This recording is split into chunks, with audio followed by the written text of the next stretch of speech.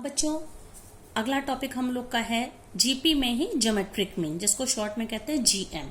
जैसे हम लोगों ने अरिथमेटिक मीन पढ़ा था कि अगर दो नंबर्स हमारे पास हैं, मान लीजिए हम लोगों के पास दो नंबर ए और बी हैं, तो ए और बी का जो अरिथमेटिक मीन होता है, सपोज इसके बीच में का जो अरिथमेटिक मीन होगा जिसको हम लोग ए एम लिखते हैं, it was a plus b upon 2, ये लिखते थे।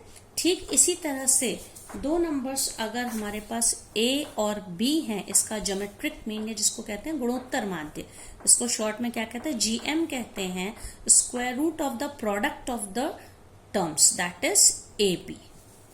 ठीक है, जैसे मान लीजिए मेरे दो नंबर्स मैंने लिए हैं, दो नंबर्स हैं, एक नंबर है 2 और एक नंबर है 8। तो 2 और 8 का ज्योमेट्रिक मीन क्या हो जाएगा, ज्योमेट्रिक मीन हो जाएगा स्क्वायर रूट ऑफ 2 इंटू 8।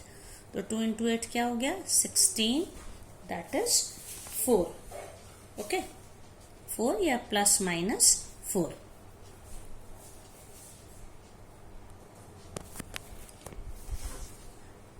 अब बच्चों उसके बाद हम लोगों ने जैसे कि दो पढ़ा था कि कोई भी दो नंबर के बीच में हम चाहे जितने नंबर्स बीच में इंसर्ट कर सकते हैं, डाल सकते हैं, जिससे so that all the numbers are in AP. In the same way we can insert many numbers between any two given number such that all the numbers make a GP. Okay, तो जैसे कि मान लीजिए given any two positive numbers a and b, we can insert as many number as we like to make the resultant sequence as GP. तो अगर हम दो numbers ए और बी हैं, उसके बीच हमने एन नंबर्स डाले, वो एन नंबर्स कौन से हैं, G1, G2, G3 up to Gn। जब दो नंबर्स ए और बी के बीच में हमने एन नंबर्स डाल दिए, तो फिर वो सीक्वेंस जो बनेगी, ए फर्स्ट पहला नंबर G1 डाला था, फिर G2 A, G1, G2, G3 up to Gn, then the last number is B, it will make a GP। तो इस तरह से कह सकते हैं इस जीपी में टोटल नंबर ऑफ टर्म्स कितने हो गए, क्योंकि हमने एन टर्म्स डाले हैं और दो पहले से थे a and b, extreme terms थे, तो ये n plus a plus b, that is total number of terms are n plus 2। अगर मैंने मान लीजिए बीच में 5 नंबर इंसर्ट करे तो नंबर ऑफ टर्म्स हो जाएंगे 7। ठीक है, जिसका फर्स्ट टर्म ए है और लास्ट टर्म, या इसको कह सकते हैं लास्ट टर्म इसका क्या है, बी। तो इसमें हम nth टर्म का जीपी का फॉर्मूला था, याद होगा आपको, T n is equal to a r to the power n minus 1 होता है। तो यहाँ पे देखिए b है, लास्ट टर्म b है, b a to the a into first term r to the power n minus 1। अब आप यहाँ पे देखिए, जैसे मैंने यहाँ पे फर्स्ट टर्म a था, G1, G2 करते करते ये Gn then b, this was. तो नंबर ऑफ टर्म्स यहाँ पे कितने थे, n प्लस 2 था। ओके, तो यहाँ पे टी एन का फॉर्मूला था a r n माइनस 1। तो यहाँ पे टी एन मतलब लास्ट टर्म क्या है, nth, यहाँ पे ये जो टर्म है total n plus 2th term, that is हम कह सकते हैं। तो b is equals to a, first term तो a था, a r to the power n की जगह पे क्या रखेंगे, n प्लस 2 माइनस 1। तो b is equals to a r, इसको खोल के सॉल्व करिए, n प्लस 2 माइनस 1 से क्या आ जाएगा, a r to the power n plus 1। ये हमको मिल गया इस तरह से। ये रिलेशन मिलने से अब हमारा r यहाँ पे r टू द पावर, देखिए क्या हो जाएगा, r to the power n plus 1 की वैल्यू क्या हो जाएगी, b अपॉन a। ठीक है, अब ये जो n प्लस 1 है, इसको हम उस तरफ शिफ्ट, जब भी पार को शिफ्ट करते हैं तो उसका वो रेसिप्रोकल शिफ्ट होता है। तो r क्या हो जाएगा, b upon a to the power 1 upon n plus 1। तो ये हमको कॉमन रेशियो मिल गया। तो r की वैल्यू मिल गई जब हमको, तो अब हमारा पहला टर्म क्या हो जाएगा, देखिए ये दिया हुआ है। तो G1 क्या होता है, हमारे कोई भी जीपी किस तरह से होती, a r square AR cube and so on. तो पहला टर्म हमारा ये था, सेकेंड टर्म क्या था, AR होता, किसी भी जीपी का सेकेंड टर्म होता है AR।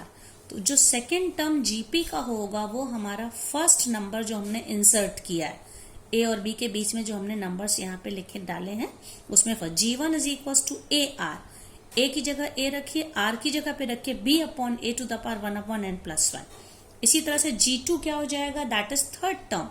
तो थर्ड टर्म है A are square, A R की value B upon A to the power 1 upon n plus 1 into 2, तो 2 अपॉन n प्लस 1। इसी तरह से हमारा ये सब सेम रहेगा, बस यहाँ पे जो सेकेंड G1 की वैल्यू में 1, G2 की वैल्यू में 2, G3 की वैल्यू में 3 और इसी तरह ये कंटिन्यू होगा।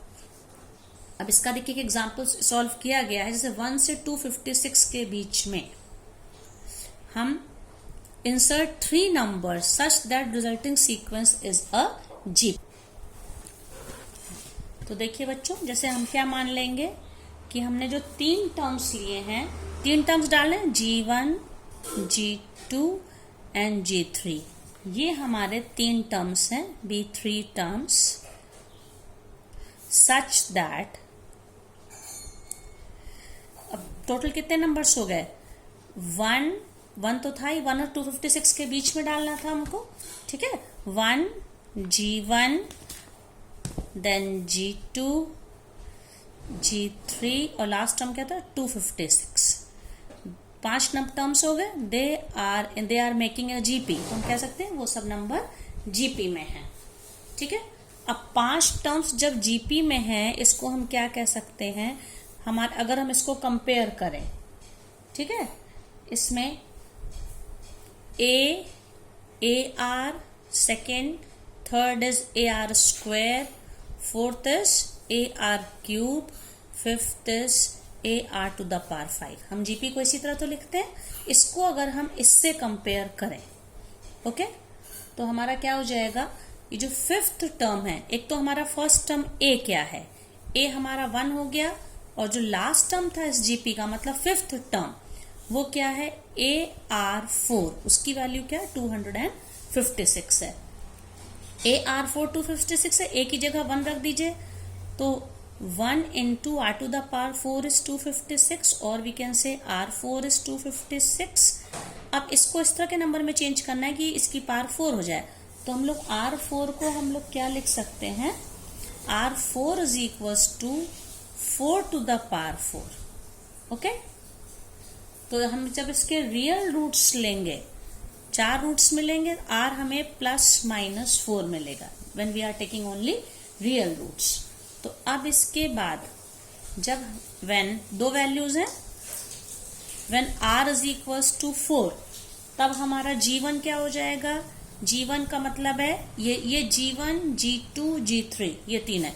G1 is equals to AR, a क्या आया था, ए हम लोगों का 1 था, ओके। तो क्या हो जाएगा, AR means 1 into 4 that is 4, G2 क्या हो जाएगा, AR square that is 4 square, तो हो जाएगा, क्योंकि 1 की वैल्यू सब्स्टिट्यूट करने की, ए की वैल्यू हम लोग नहीं लिख रहे हैं, और G3 हो जाएगा AR cube that is 4 cube, तो क्या हो जाएगा, 4 का क्यूब मीन्स 64। ये फर्स्ट केस हो गया, और दूसरा केस क्या होगा, when R is equals to -4, अब क्या होगा, G1 is equals to AR 1 into -4 that is -4 G1, और G2 क्या हो जाएगा, AR स्क्वायर, R की वैल्यू -4, 1 इंटू -4 का स्क्वायर, तो -4 का स्क्वायर होने से अब देखिए नंबर पॉजिटिव हो गया, तो 16, और G3 क्या हो जाएगा, AR क्यूब 1 इंटू -4 क्यूब, तो क्या हो जाएगा -64। तो इस तरह से हमने जो 3 नंबर इंसर्ट करे हैं जीपी बनाने के लिए, या तो ये नंबर्स 1, 4, 16, 64, 256 की एक जीपी बनेगी, और दूसरी क्या बनेगी, 1, -4, 16, -64 एंड 256, ठीक है। तो ये 3 नंबर्स हम 2 तरह से हम इसमें इंसर्ट कर सकते हैं। अब इसके बाद बच्चों, relationship between AM and GM, arithmetic mean और ज्योमेट्रिक मीन के बीच का रिलेशन क्या होता है। मान लीजिए कैपिटल A अरिथमेटिक मीन है, कोई भी 2 नंबर्स A और B हैं, पॉजिटिव रियल नंबर्स हैं A एंड B, उनके बीच में उनके बीच का एरिथमेटिक मीन को कैपिटल ए बोले और कैपिटल जी को ज्योमेट्रिक मीन बोले। तो हमें पता है एरिथमेटिक मीन का फॉर्मूला होता है a+b/2 और ज्योमेट्रिक मीन का फॉर्मूला होता है √ab। अब इसको अगर हम a-g लिखें, a-g लिखने का क्या मतलब है, a+b -√ab। तो इसको जब हम लोग एलसीएम ले लेंगे a+b -2√ab/2, तो आप ये देख सकते हैं ये √a का स्क्वायर है, ये √b का स्क्वायर है, -2 × √a × √b। तो √a -√b का ये होल स्क्वायर बन गया, ठीक है, /2। तो कोई भी होल स्क्वायर हमेशा या तो अगर a और b इक्वल हो गए एक दूसरे के, ठीक है, तो 0 हो जाएगा। मतलब स्क्वायर, कोई भी ये स्क्वायर नंबर है, परफेक्ट स्क्वायर हमारे पास है, वो आइदर ग्रेटर देन 0 और इक्वल टू, नेगेटिव नहीं हो सकता है।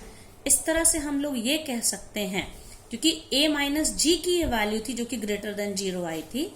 If a-g is greater than 0 it means a is always greater than g। तो for the same given numbers, ठीक है, इसका क्या मतलब, हमको क्या याद रखना है, यहाँ पे क्या था, a-g इज ग्रेटर देन और इक्वल टू 0, -g को आप उधर ले जाइए, +g बन गया, a इज ग्रेटर देन और इक्वल टू g। मतलब फॉर द गिवन 2 नंबर्स, कोई भी 2 नंबर्स के का अरिथमेटिक मीन और ज्योमेट्रिक मीन दोनों निकालें, अरिथमेटिक मीन हमेशा ज्योमेट्रिक मीन से या तो उसके इक्वल होगा या बड़ा होगा, ग्रेटर होगा, उससे कभी छोटा नहीं हो सकता, ठीक है। अब एक ही बच्चों सॉल्व एग्जाम्पल बस देख लीजिए। If am and gm of 2 positive numbers are 10 and 8, a और b है, तो हमें वो नंबर्स निकालने हैं। तो अरिथमेटिक मीन दिया है, मतलब a+b/2 की वैल्यू 10 दी है, और ज्योमेट्रिक मीन √ab की वैल्यू 10 दी है। तो इससे क्या हो जाएगा, a+b की वैल्यू तो 20 है और इसको दोनों तरफ स्क्वायर कर देंगे, तो ab की वैल्यू 64 है, ठीक है। अब इसको सॉल्व करने के लिए हम इस आइडेंटिटी को यूज करेंगे। यहाँ पे देखिए, ये a-b द होल स्क्वायर, ये सब आप लोग पढ़ चुके हैं पिछले क्लासेस में, is equal to a+b the whole square -4ab। तो a+b की वैल्यू 20 का स्क्वायर रख दिया 400, और ab की वैल्यू 64 है, 4 × 64 -256। इससे इस फॉर्मूले में रखने से हमें a-b का होल स्क्वायर 144 मिल गया। तो a-b क्या हो जाएगा, square root of 144, that is +-12, ठीक है। तो a+b 20 मिल गया, a-b 10 मिल गया। तो अब इनको हम सॉल्व कर सकते हैं। एक बार इन दोनों इक्वेशंस को, इक्वेशन 3 और इक्वेशन 5 को हम ऐड करेंगे। 3 और 5 को जब हम ऐड करेंगे तो b और b कैंसिल हो जाएंगे, 2a इज इक्वल्स 2 क्या हो जाएगा, ये आप देखिए, ये 20 है और ये 12 है, ठीक है। तो ये सॉल्व करने पे आपका आ जाएगा 16, ये वाली वैल्यू आ रही ऐड, जब हम इसकी कौन सी वैल्यू ले रहे हैं, +12 लेने पे ये वैल्यू आएगी। सॉल्व करने पे एक बार 3 और 5 को ऐड करिए, एक बार सब्ट्रैक्ट करिए, एक बार a कैंसिल होगा, एक बार b, ये वैल्यू मिलेंगी। और नेगेटिव वैल्यू लेने पे, -12 लेने पे हमें ये वैल्यू मिल जाएंगी, ओके। तो इस तरह से वो नंबर्स कौन से होंगे, जो 2 नंबर्स हैं जिनका am और gm दिया, या तो वो 4 और 16 है कह सकते हैं, या 16 और 4 है।